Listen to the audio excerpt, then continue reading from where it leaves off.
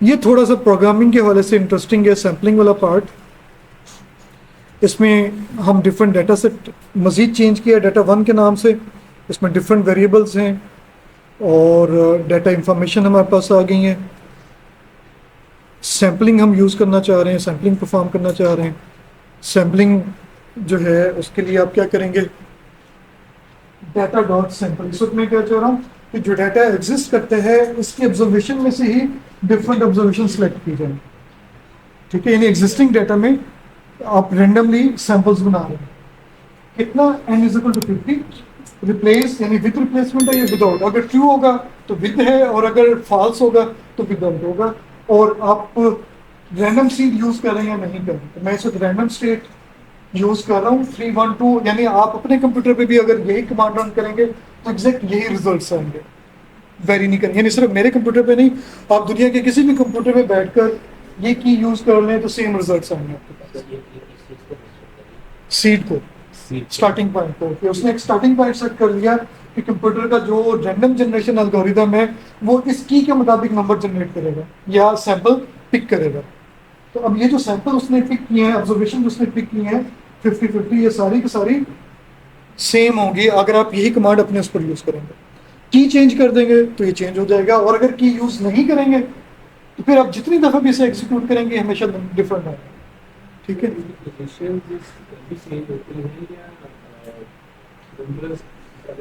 Position तो जो है वो चेंज हो सकती है। ठीक है, लेकिन जो आपके पास उसके ओवरऑल कैलकुलेशंस है वो सेम रहेंगे, ऑब्जर्वेशन भी सेम रहेंगी, ऑब्जर्वेशन भी सेम रहेंगे, वो भी चेंज नहीं होंगे। ठीक है, तो बल्कि शायद बल्कि पोजीशन भी मेरे ख्याल सेम होगी, वो भी चेंज नहीं होगी। यानी जो पोजीशन मेरे पास आ रही है, अगर आप उस सैंपल डाटा को देखते हैं तो हमेशा यही आएगी। हम इसे ट्राई कर लेते हैं, अभी देख लेते हैं। मैं इससे ये ख़त्म कर देता हूँ और इससे ये ऑब्जर्वेशन फर्स्ट टाइम आ गई। एक दो पॉइंट नोट कर लें, फिर रन करते हैं तो ये सेम पोजीशन भी उसी तरह से, यानी ये नोट कर लें। ठीक है, ऑब्जर्वेशन नंबर्स, फिर इसे रन करते हैं, देखें उसी तरह से आ रहे हैं। जब मैं इसे चेंज करूंगा, इसे मैं चेंज करके फिर एग्जीक्यूट करता हूँ तो देखें अब ये चेंज हो गया, क्योंकि सीड चेंज होगी। सीड में दोबारा वही करता हूँ तो देखें वही, यानी उस सीक्वेंस से भी वही कुछ आ रहा है। ठीक है, डॉट डिस्क्राइब हमने यहाँ पे किया था, मैं इसे फिलहाल डिस्क्राइब ही कर देता हूँ।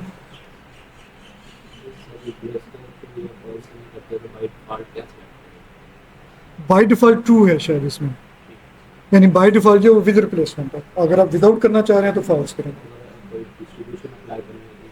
नहीं, इस वक्त तो हम डिस्ट्रीब्यूशन अप्लाई नहीं कर रहे हैं ना, इस वक्त तो हम डाटा सिलेक्ट कर रहे हैं।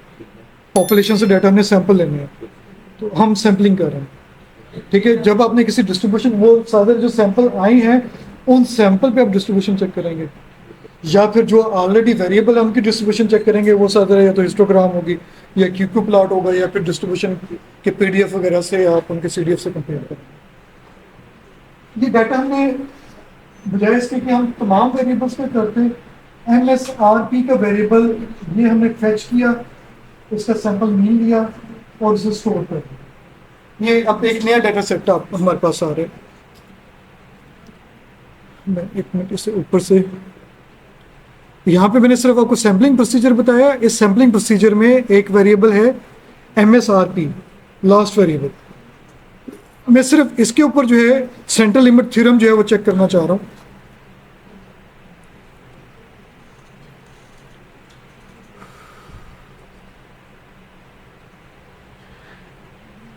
जी, तो हम यहाँ पे क्या कह रहे हैं, estimate equal to square brackets, और ये ब्लैंक है। इसका मतलब है कि मैं इसमें जितने भी सैंपल स्टोर करना चाहूँ कर सकता हूँ। अगर मैं सपोज यहाँ पे 10 अगर पुट करता हूँ इस ब्रैकेट में तो फिर 10 जो है वो स्टोर होंगे। ब्लैंक रखने का मतलब है कि जस्ट आप जितने भी रेप्लिकेट करना चाह रहे हो सारे के सारे रेप्लिकेशन। फॉर लूप के बारे में हमने नहीं पढ़ा, लेकिन मैं आपको इन जनरल बता देता हूँ। फॉर लूप से मुराद है कि आपने किसी भी काम को कितने टाइम रिपीट करना है। यानी इस लूप के अंदर जो कुछ भी आपने स्टेटमेंट लिखी होगी वो बार बार रिपीट होगी। कब तक रिपीट होगी? जब जहां तक इस लूप ने चलना है। इस लूप ने कहां तक चलना है? 10,000 टाइम। यानी एस्टिमेट डॉट अपेंड, अभी ये वाला पार्ट छोड़ दें, सिर्फ ये वाला पार्ट देखें। इसमें क्या करना है इस पार्ट में कि आपके डाटा से 10,000 सैंपल ड्रॉ करने हैं। ये वाला जो पार्ट है डाटा से लेकर यहां तक इसने 10,000 जो सैंपल्स हैं आपके एक्चुअल डाटा या फाइल से वो ड्रा करने हैं और उनका मीन कैलकुलेट करना है। ठीक है, वो कैलकुलेट होगा और एस्टिमेट में सेव हो जाएगा। डार्क पेन का मतलब है जब सेकंड टाइम ये रन होगा सेकंड इसमें ऐड हो जाएगा, यानी सेकंड ऑब्जर्वेशन। डार्क पेन का मतलब है यानी फर्स्ट टाइम फर्स्ट ऑब्जर्वेशन, एक सैंपल से एक मीन आ जाएगा ना, बेशक उस सैंपल की 10,000 ऑब्जर्वेशन हो, इस वक्त एक सैंपल की 50 ऑब्जर्वेशन है, मीन कैलकुलेट करेंगे सिंगल आंसर आ जाएगा। वो सिंगल ऑब्जर्वेशन यानी एक सैंपल का मीन बन जाएगा, एस्टिमेट में फर्स्ट ऑब्जर्वेशन के तौर पर स्टोर होगा। सेकेंड टाइम लूप रन होगा, मीन कैलकुलेट होगा, एस्टिमेट का सेकंड वेरिएबल यानी अपेंड हो जाएगा, सेकंड ऑब्जर्वेशन बन जाएगी। 3, 4, 5 और इस तरह से 10,000 टाइम आपके पास वो अपेंड होता रहेगा और एस्टिमेट की वैल्यूज इंक्रीज होती है। हमने इसे डाटा फ्रेम में कन्वर्ट कर दिया। ये जो एस्टिमेट था इसे हमने डाटा फ्रेम बना दिया, रो कॉलम के फॉर्म में एक तरह से कर दिया। ठीक है, हाँ जी, ये लूप 10,000 और ये अच्छा, इसमें पाइथन में एक बहुत इंटरेस्टिंग चीज़ है जो बाकी लैंग्वेज से डिफरेंट है कि क्वेश्चन यहाँ पे ये रोज होता है कि ये लूप फॉर लूप कहाँ से स्टार्ट हुआ और कहाँ पे एंड हुआ। ये लूप स्टार्ट इधर से हुआ और यहाँ पर आकर एंड हुआ। बाकी लैंग्वेजेस में जब आप लूप यूज करते हैं तो उनकी ब्रैकेट्स यूज करते हैं कर्ली ब्रैकेट। इसमें इंडेंटेशन का कंसेप्ट है, कोई भी लाइन आप अपनी प्रीवियस लाइन से इंडेंट कर दें यानी स्पेस के साथ लिख दें तो वो उसका पार्ट बन जाएगी। आपने अगर फॉर लूप में कुछ चीज़ें रिपीट करनी है, कैलकुलेट करनी है तो इस लाइन को थोड़ी सी स्पेस के साथ दें, जैसे इंडेक्सिंग इंडेंटेशन कहते हैं। इसके नीचे अगर आप एक और लाइन लिख दें तो वो इस लूप का हिस्सा बन जाएगी, वो भी फिर रिपीट होगी। सेम अगर आप सेम इंडेंटेशन को करेंगे, इस लाइन से नीचे थोड़ा सा आगे करके आप अगर लिख देंगे तो वो लाइन इस लाइन की बॉडी बन जाएगी। लेकिन सिर्फ यहाँ पे ये देख लें कि लूप आपने यूज किया, मकसद क्या था कि आपने इस काम को बार बार रिपीट कर लिया। आपने ये सिमुलेशन में काम आएगा जी।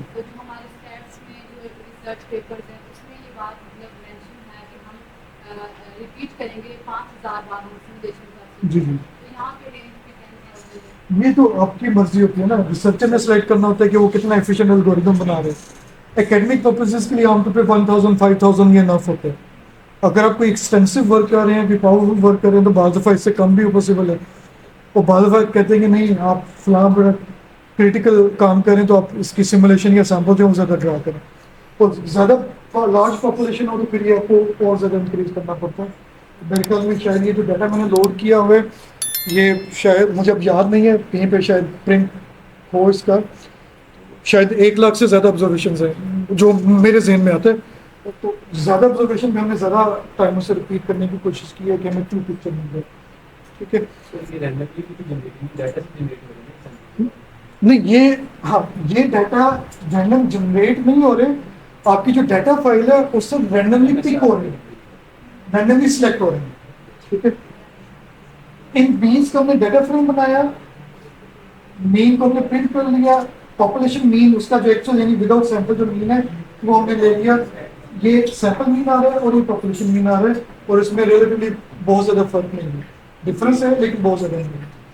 ठीक है, वो सैम्पलिंग थ्योरी की बेस पे हमने डिफरेंट सैंपल ड्रॉ किए, सारा डाटा यूज नहीं किया, उसका मीन लिया, सैंपल से ही मीन लिया, पॉपुलेशन का मीन लिया, दोनों का या तो आप डिफरेंस ले लें या अलग अलग प्रिंट करा लें तो आपको कुछ हद तक आइडिया हो जाएगा कि सैंपल्स जो आपके जो है सैंपल मीन जो पॉपुलेशन मीन से कितना दूर है।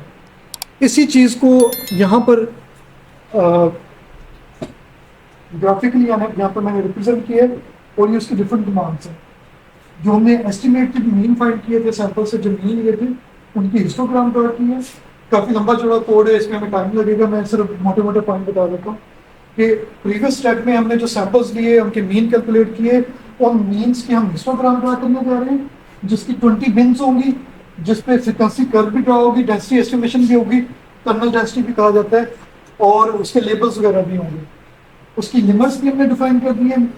फिर उसकी वैल्यूज है, एक्स एक्सिस की वैल्यूज, ठीक है। ग्रिड ऑफ वैल्यूज यानी आएगा, वो भी आपको बॉटम पे देखेंगे तो आपको ग्रिड का अंदाजा हो जाएगा। नॉर्मल डिस्ट्रीब्यूशन से हमने उसका पीडीएफ, एक्स वैल्यूज जो हमने यहाँ पे बनाई थी उसका पीडीएफ हमने फाइंड किया।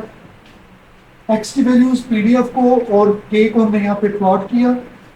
फिर ये डिफरेंट कलर्स दे दिए, पॉपुलेशन मीन को कलर दिया, एस्टिमेटेड मीन को कलर दे दिया, सैंपल मीन्स वगैरह को कलर दे दिया, और ये उनके डिफरेंट लेबल्स और नेम्स आ रहे हैं। ग्राफ देखेंगे तो आपको थोड़ा सा आइडिया हो जाएगा कि बेसिकली हमने यहाँ पर काम क्या किया, स्टैटिस्टिकली यहाँ पर इसकी ज़रूरत क्या थी।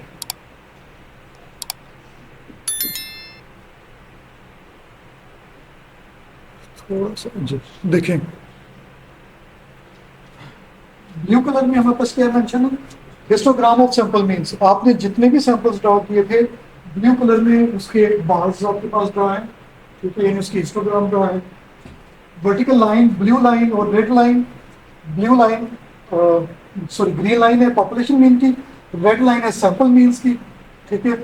और ये वाली लाइन नॉर्मल कर्व, यानी ये जो लाइन है ये नॉर्मल कर्व की ड्रॉ हो रही है, वो जो हमने डेंसिटी ट्रू की थी, ठीक है। और इससे आप देख सकते हैं कि आपका सैंपल मीन पॉपुलेशन मीन से कितना डेविएट हो रहा है, और जो सैंपल आपने ड्रा किए थे उनकी नॉर्मेलिटी क्या है, नॉर्मल डिस्ट्रीब्यूशन को फॉलो करता है नहीं करता। वो जो आप देखते हैं कि लार्ज सैंपल के लिए नॉर्मेलिटी को अप्रोच करता है। तो अभी इसका मतलब है कि अब ये सैंपल भी हमारे पास 10,000 सैंपल्स भी जो अनफ नहीं थे, डाटा नॉर्मल नहीं हुआ। इसका मतलब है कि ये जो पर्टिकुलर वेरिएबल था ये काफ़ी ज़्यादा स्क्यूड था, ठीक है। और इसके बाद हमने एक और काम किया, कॉन्फिडेंस इंटरवल बिल्ड किए। साइफाई से आपने नाम डॉट इंटरवल यूज करना है, आरवीएस यूज किया तो रैंडम नंबर जनरेट हो रहे थे नॉर्मल डिस्ट्रीब्यूशन से। इंटरवल अगर आप यूज करेंगे तो इंटरवल्स जो हैं वो बिल्ड होंगे, ठीक है। और वही MSRP हम यूज कर रहे हैं। यहां पर हमने स्टैंडर्ड एरर्स जो हैं वो कैलकुलेट किए। ये मैनुअल काम कर रहे हैं कॉन्फिडेंस इंटरवल बनाने के लिए, स्टैंडर्ड एरर्स और ये कॉन्फिडेंस इंटरवल हमने कैलकुलेट कर लिया। मैनुअल बेस से हमने कुछ चीज़ें कैलकुलेट कर ली, कुछ हमने इंटरवल की बेस पे कैलकुलेट कर लिया। ये कॉन्फिडेंस इंटरवल बन गया हमारे पास किसी पर्टिकुलर मीन के लिए, किसी पर्टिकुलर वैल्यू के लिए, जैसे यहाँ पर हमारे पास है। और उसके बाद हमने मैथ लाइब्रेरी लोड की, क्योंकि स्क्वायर रूट चाहिए था हमें एन पर, ठीक है। और इंटरवल्स और सैंपल मीन्स ये हमने स्टोर करवा लिए, फॉर लूप लगाया। देखिए अब यहाँ पर 3 लाइन जो है सेम इंडेंट पे है, यानी ये लूप 25 टाइम रन होगा और ये तीनों जो कमांड्स हैं 25 टाइम रन होंगे, ठीक है। सैंपल मीन, पहले हमने सैंपल जनरेट किया, फिर मीन जनरेट किया और फिर मीन को का इकट्ठा कॉलम बना दिया, पेंड कर दिया। यानी एक्चुअली ये वही कमांड है जो हमने एक ही लाइन में लिखी थी, मैंने उसे स्प्लिट करके लिखी है। इसके बाद हमने जी उसकी standardise value, table value calculate की पीटीएफई से, बेंचपी फंक्शन से। नॉर्मल डिस्ट्रीब्यूशन 0.975 पे आपको उसकी जी वैल्यू मिल जाएगी। पॉपुलेशन स्टैंडर्डाइजेशन हमने कैलकुलेट किया और पी जी वैल्यू ली हमने। उसके बाद कॉन्फिडेंस इंटरवल की लोअर लिमिट, पहला पार्ट लोअर लिमिट और नीचे वाला जो प्लस के साथ है ये अपर लिमिट कैलकुलेट किया। कॉन्फिडेंस इंटरवल्स की लोअर अपर लिमिट कैलकुलेट हो गई, यानी 25 सैंपल्स की बेस पर हमारे पास 25 कॉन्फिडेंस इंटरवल्स आ गए, या 25 लोअर लिमिट्स हैं और 25 अपर लिमिट्स हैं। तो ये जो लोअर लिमिट्स अपर लिमिट हैं ये आपको यहाँ पे डिस्प्ले में ये नज़र आ रही हैं। ये 25 सैंपल्स की टॉप पर ये इसमें से कुछ विजिबल है। लास्ट सैंपल की लोअर लिमिट और अपर लिमिट, क्योंकि मैंने यहाँ पे राउंडिंग नहीं किया तो डेसिमल के बाद काफ़ी सारे डिजिट्स हैं। यहाँ पर एरर बार को मैंने यूज किया, x की 25 वैल्यूज डिफरेंट इंटरवल से ली, y पे सैंपल मीन लिया, इंटरवल की अपर और लोअर लिमिट की बेस पर मैंने कुछ डिफाइन किया y एरर, और करेक्टर o यूज किया, सिंबल o यूज की, और h लाइंस के नाम से मैंने पॉपुलेशन मीन की हॉरिजॉन्टल लाइन ड्रा की। और उसके बाद सिर्फ क्या किया कि हमने इंटरवल को ड्रा किया। तो इनमें से कुछ इंटरवल्स, जैसे ये पहले सैंपल के interval, second, third, fourth, fifth, जैसे ये वाला इंटरवल है ये, तो इस पॉपुलेशन मीन इसमें लाई नहीं करता, इसलिए पॉपुलेशन मीन से ये अबव है। और यहाँ पर ये भी अबव है, अगर आप इसे दोबारा रिपीट करेंगे तो हो सकता है ये डिफरेंट आ सकते हैं।